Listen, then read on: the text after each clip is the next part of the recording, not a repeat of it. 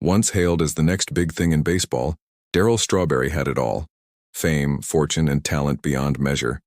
He was a force of nature, a superstar whose name echoed through packed stadiums.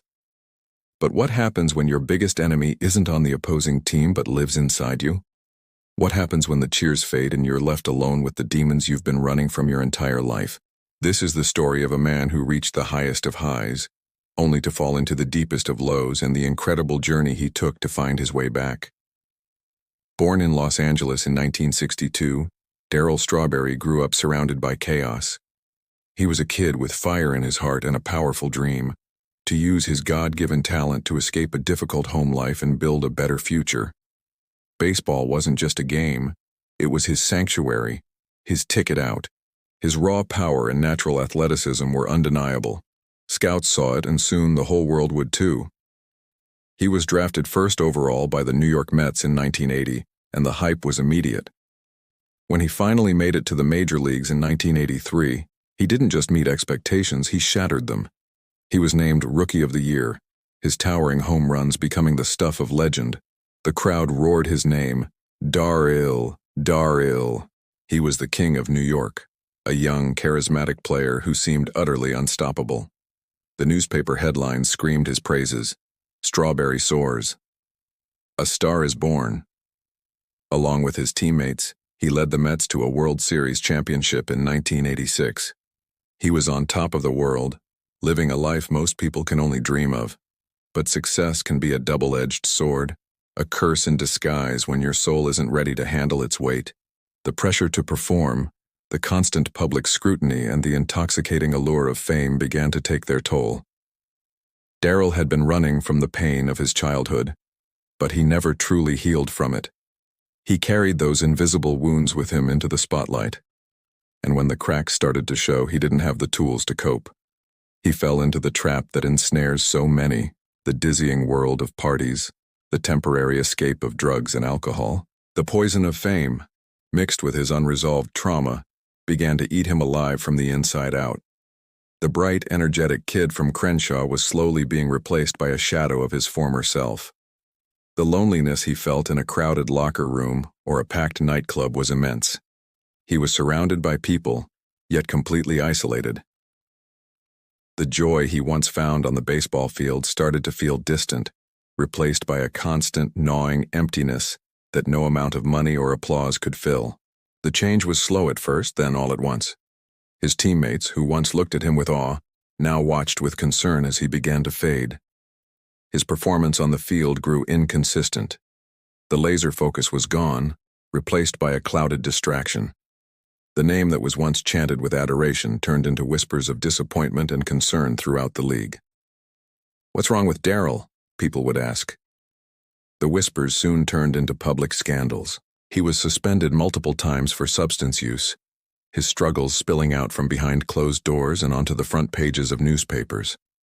There were arrests, legal battles, and stints in rehabilitation centers.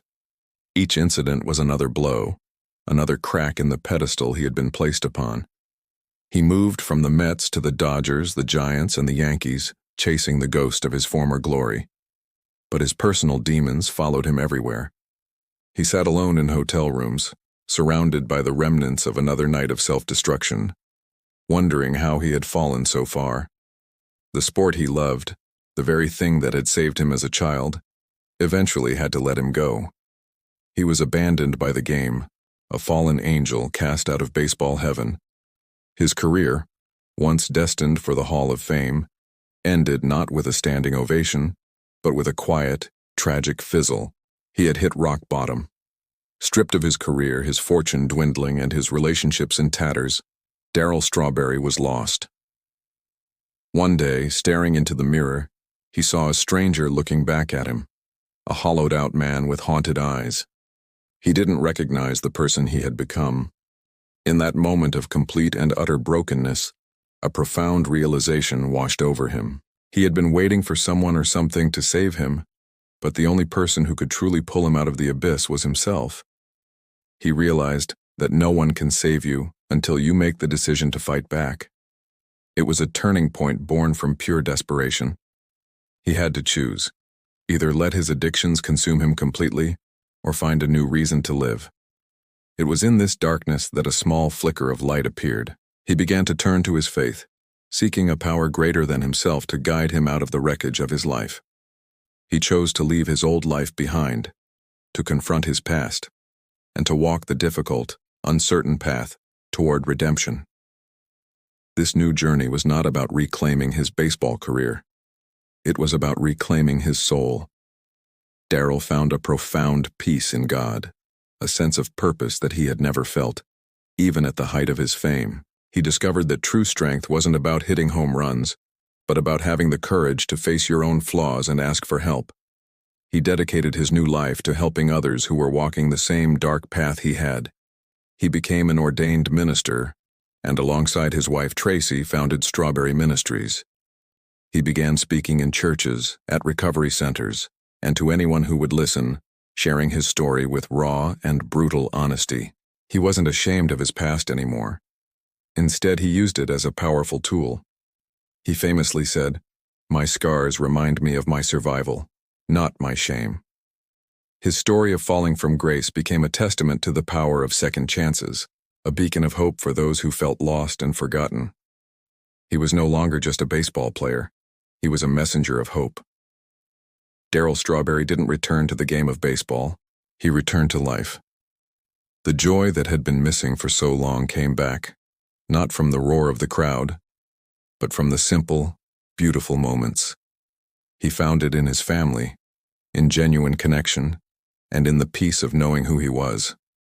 The man who once graced the cover of Sports Illustrated was now living a life of service, finding fulfillment in helping one person at a time, from a celebrated superstar to a fallen man, and finally to a redeemed soul.